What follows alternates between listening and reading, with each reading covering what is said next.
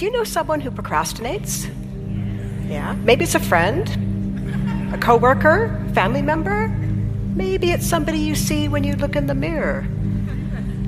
But that's okay, because everyone procrastinates at some point, right? In fact, the research suggests that almost 1 in 4 people procrastinate on a fairly regular basis. And the rates are even higher amongst college and university students, with 50%, yes, that's 50% procrastinating regularly, and 80 to 95% doing so occasionally. Now, because procrastination is so common, we tend to be very lighthearted about it. I'll listen to that podcast or read that book on procrastination later. What's the harm, right?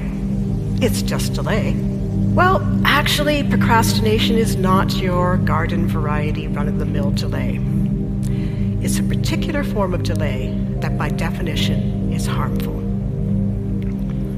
Now, researchers like myself define procrastination as a type of delay that is voluntary, unnecessary, and involves an important task that you intended to do.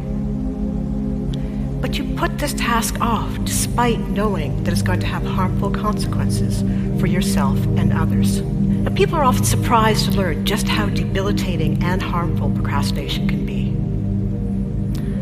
Now, if you procrastinate managing your finances, or completing your academic or professional work, dealing with relationship issues, or managing your health and well-being, yes, you can expect to have some negative consequences in those areas.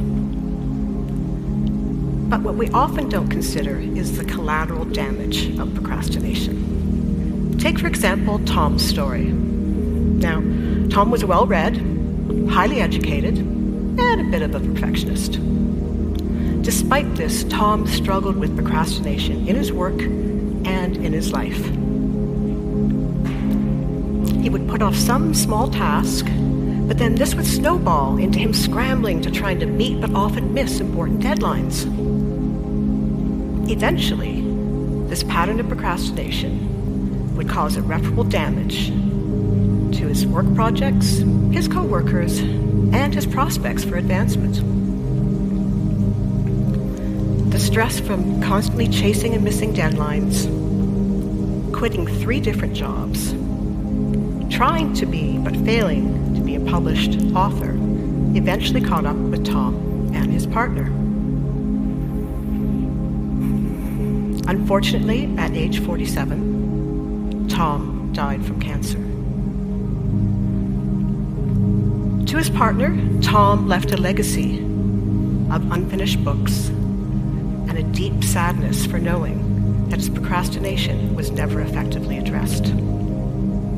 Procrastination stole from her quality time she could have had with him had he not been constantly focused on chasing missed deadlines or worrying about unfinished tasks. Now, sadly, Tom's story is actually consistent with much of the research on the toll of procrastination. In our research, we found that procrastination has reputational damage. People don't like working with others who procrastinate. They see them as unreliable. But that's not all.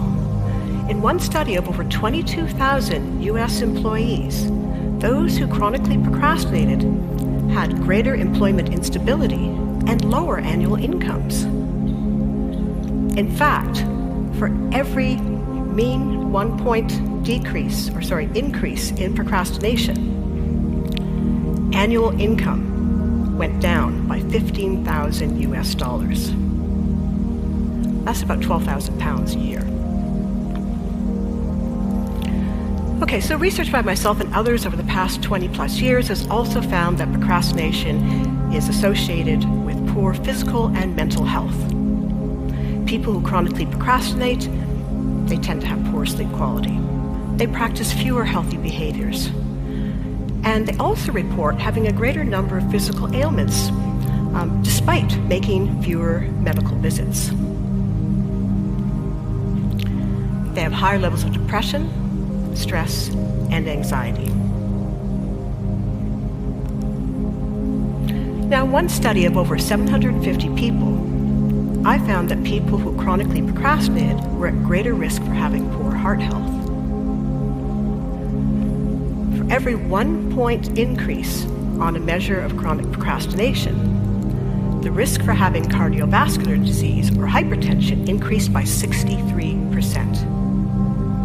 And this was after accounting for a number of different social and demographic factors and personality factors that are known to predict poor heart health. So if it's so harmful, then why do people do it? Now, many people think that it's about laziness or poor time management. But just because something looks like procrastination doesn't mean that it's a cause. When it comes to procrastination, appearances are very deceiving.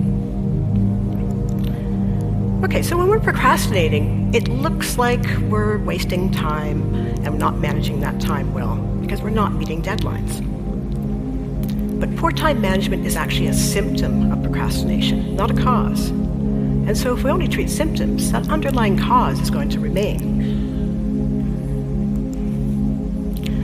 Procrastination isn't about laziness either, right? When we feel lazy, we don't feel like doing anything at all. We've got no energy. But when people procrastinate, they often get very busy with a number of non-essential tasks, such as completely cleaning and reorganizing the kitchen or the office, curating their digital music library, or even alphabetizing their spice rack. They'll do anything but that task that needs to be done. Okay, so if it's not laziness and it's not poor time management, then why do people procrastinate?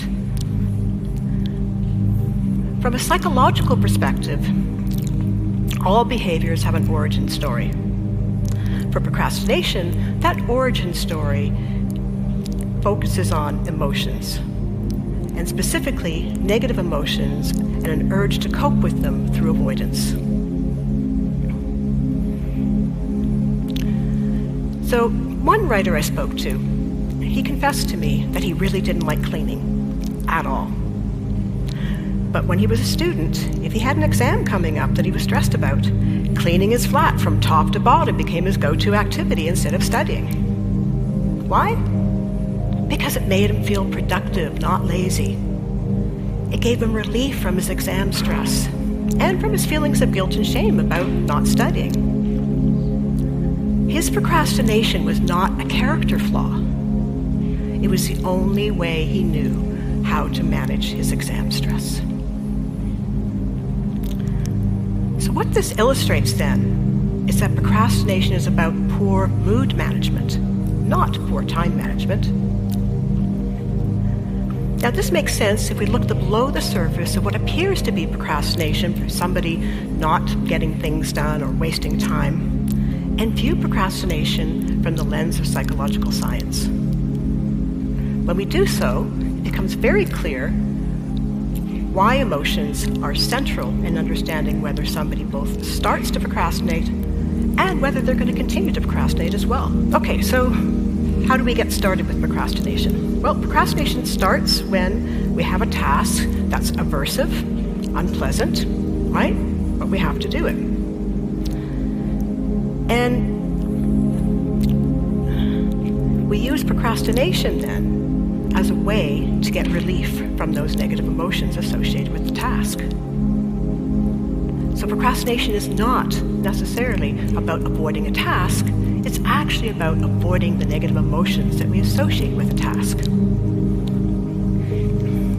Okay, so you've got this thing to do, and it's really stressful and you're really concerned about it, but you just don't feel like you can manage those feelings right now. So what do? You take that task, you put it aside, and you get immediate relief. Mission accomplished. You've just coped with those negative emotions by procrastinating. It's quick, it's easy, and it works, at least for a little while.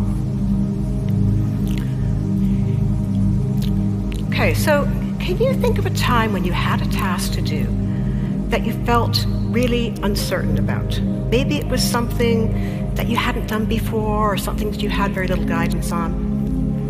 And you may have started out sort of imagining, okay, what's this task going to be like? And you started thinking of it being really stressful and time-consuming and frustrating, and the more you thought about what you thought the task might actually be, the more worked up and worried you got about it, so much so that you wanted to do anything but that task. So you procrastinated. But then later, when you actually did get around to doing the task, you discovered that in reality, it actually wasn't that time-consuming or frustrating or difficult at all. In fact, you may have even enjoyed it. You see, when we make emotional mountains out of molehills, we're more prone to use procrastination as a way to get relief from that. Now, people will make emotional mountains out of molehills, mainly because we're just not very good at predicting our future emotional states. Numerous studies have shown that people tend to overestimate how bad they'll feel when they're in a challenging situation. And for some people, that faulty emotional forecasting can be a precursor to procrastination. Okay, so once somebody started to procrastinate, they're also at more risk for continuing to procrastinate.